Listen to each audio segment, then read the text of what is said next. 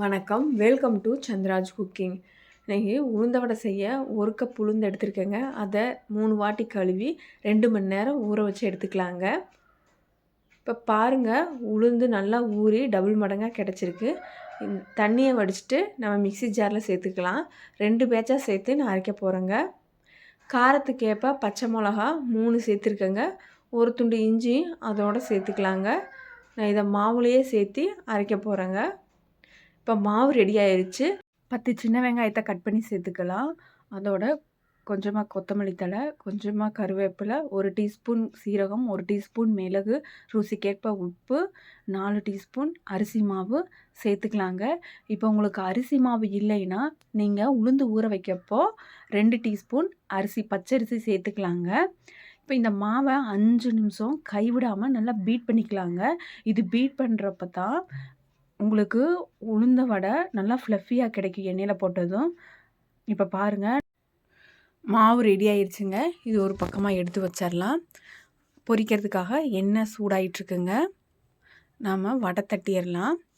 இப்போது இந்த மெதுவடைக்கு ஒரு ஓரங்களில் மாவை எடுத்து 2 உருட்டு உருட்டி பெருவிரலால் ஓட்டை போட்டு ஒன்றா எண்ணெயில் சேர்த்துடலாங்க.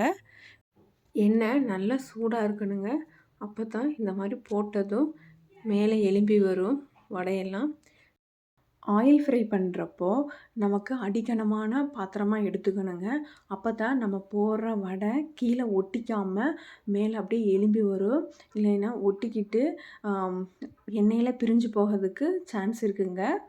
இப்போ பாருங்கள், எல்லாமே பொன்னிறமாக வந்துருச்சு. இதை ஒரு வாட்டி நம்ம திருப்பி போட்டுடலாம். 2 சைடும் சமமாக வேகட்டும். இப்போ மீடியம் ஃப்ளேம் வச்சிடணுங்க.